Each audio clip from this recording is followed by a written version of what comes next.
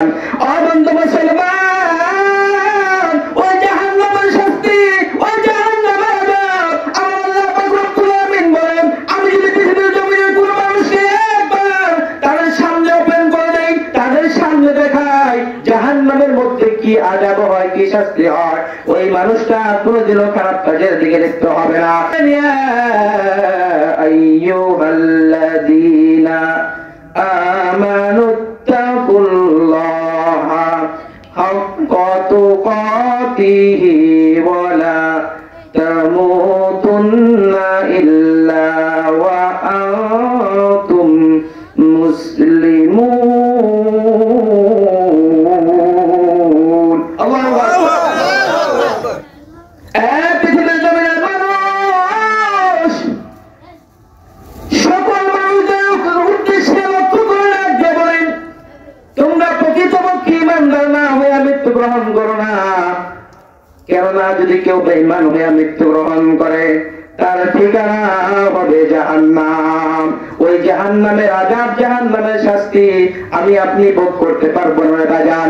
অবন্ধ মুসলমান, ওই জাহান্নামের শাস্তি, ওই জাহান্নামের আযাব আমার আল্লাহ পাক রব্বুল আমিন বলেন, আমি যদি পৃথিবীর জমিনের কোন মানুষকে একবার তাদের সামনে ওপেন করে দেই, তাদের সামনে দেখাই জাহান্নামের মধ্যে কি আযাব হয়, কি শাস্তি হয়, ওই মানুষটা কোনোদিনও খারাপ কাজের দিকে দেখতে হবে না। অবন্ধ মুসলমান, আমার আল্লাহ পাক রব্বুল আলামিন বিশ্বনবী জনাব মুহাম্মদুর রাসূলুল্লাহ সাল্লাল্লাহু আলাইহি ওয়াসাল্লামকে পৃথিবীর জমিনে পাঠাইছেন, পৃথিবীর জমিনের সকল মানুষদেরকে ইসলাম শেখানোর জন্য, কোরআন শেখানোর জন্য, কালেমা শেখানোর জন্য।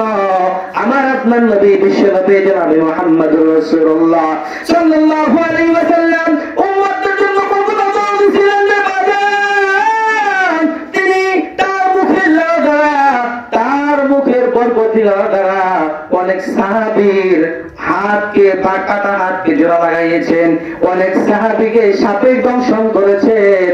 আল্লাহ রাসূলের থুতু মোবারক দ্বারা সাপের বিষ বিনাশ হয়ে গেছে, ধ্বংস হয়ে গেছে। অবন্ধ মুসলমান, আল্লাহ রাসূল সাল্লাল্লাহু আলাইহি ওয়াসাল্লাম যেদিন মক্কা থেকে পূর্ব পানে মদিনার দিকে রওনা হবেন, সঙ্গে হবেন হযরত আবু বকর সিদ্দিক রাদিয়াল্লাহু তাআলা আনহু। আবু বকর সিদ্দিক রাদিয়াল্লাহু তাআলা আনহু গেলে বিশ্বনবী জনাবে মুহাম্মদুর রাসূলুল্লাহ সাল্লাল্লাহু আলাইহি ওয়াসাল্লাম আগে বাবা করে মক্কা থেকে পূর্ব পানে মদিনার দিকে রওনা হয়েছেন। হাঁটতে হাঁটতে হাঁটতে হাঁটতে অনেক ক্লান্ত হয়ে গেছেন।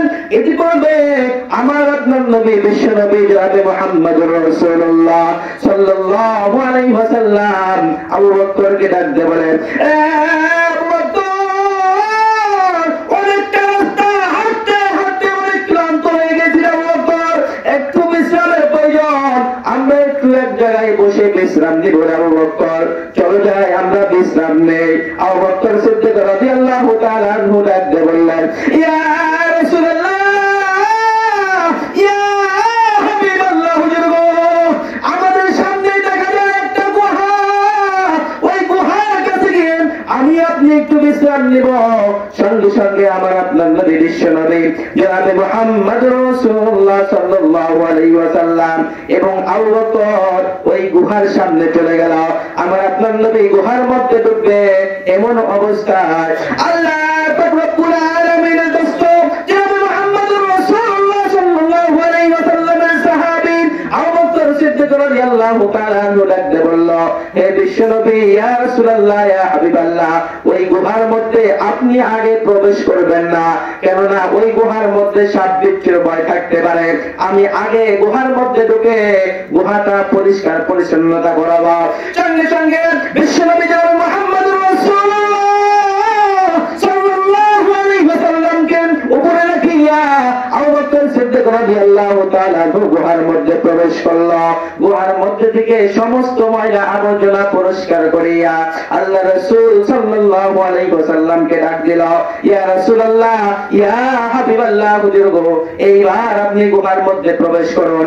আমার আপনার নবী বিশ্বনবী জনাবে মুহাম্মদুর রাসূলুল্লাহ সাল্লাল্লাহু আলাইহি ওয়াসাল্লাম ওই গুহার মধ্যে প্রবেশ করার সঙ্গে সঙ্গে যখন একটু বিশ্রাম ইসলাম নেওয়ার জন্য বসে গিয়েছে।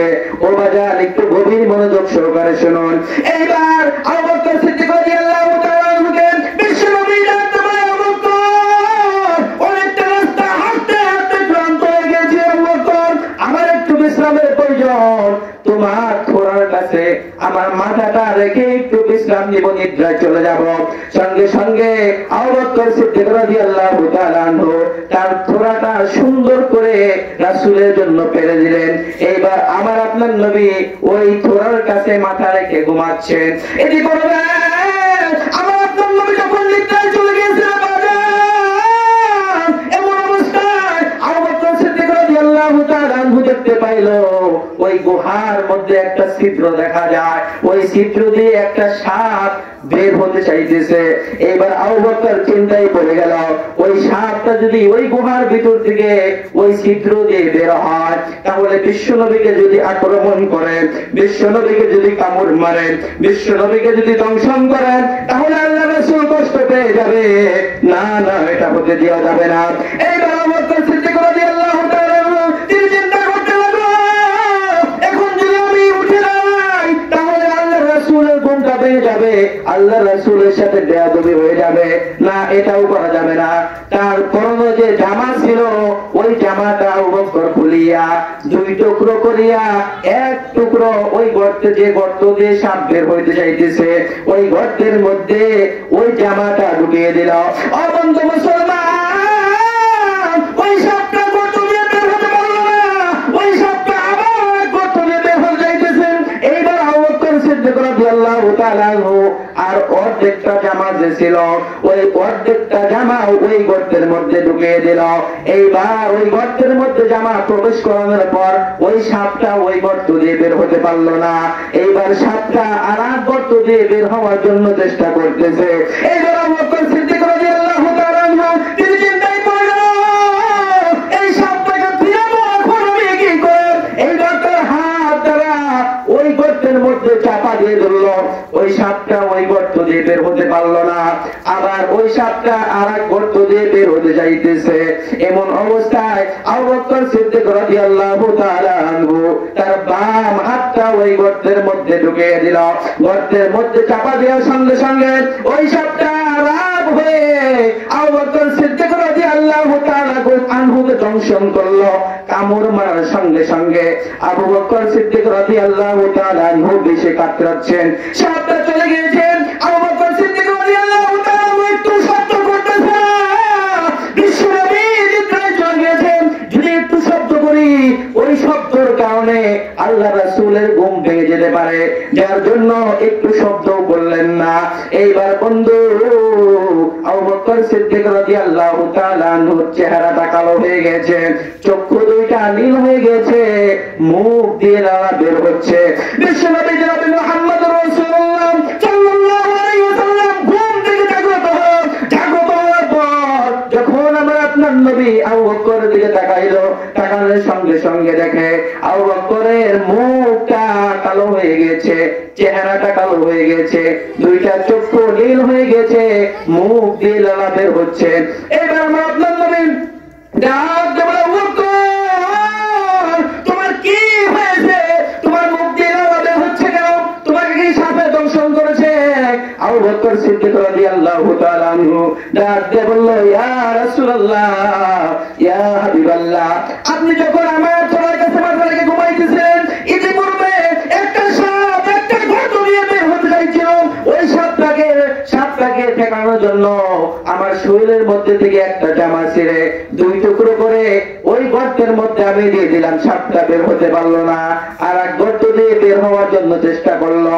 ওই অর্ধেকটা জামা ওই গর্তের মধ্যে আমি দিয়ে দিলাম, ওই সাপটা আর বেরোতে পারলো না। আবার বের হওয়ার জন্য ওই সাপটা চেষ্টা করলো, আমার হাত দ্বারা সাপটাকে ঠেকাইলাম, আমার বাম হাত দ্বারা সাপটাকে ঠেকাইলাম। সাপটা কোন সাপে আমার হাতের ভিতরে আমাকে দংশন করলাম। দংশন করার পর আমি কোনো শব্দ করি নাই। আপনি ঘুমাচ্ছেন, আপনার ঘুম ভেঙে যাবে বলে আমি আপনাকে ডিস্টার্ব করি নাই। সঙ্গে সঙ্গে আমার আপনার নবী চিৎকার দিয়ে বলল, তুমি কোনো টেনশন করো না, তুমি কোনো চিন্তা করো। মুহূর্তের মধ্যে পরেই তোমার সাপের বিষটা চলে যাবে। এইবার আমার আপনার নবী মুখের মধ্যে থেকে একটু লালা নিয়ে আবু বকরকে যেখানে সাপে দংশন করেছে ওই জায়গায় লালা দেওয়ার সঙ্গে সঙ্গে আবু বকর আগের মতো আবার সুস্থ হয়ে গেছে। চিৎকার করে বলি সুবহানাল্লাহ। সুবহানাল্লাহ হয় নাই বাজান? আর একটু বজরে পড়া যাবে না সুবহানাল্লাহ?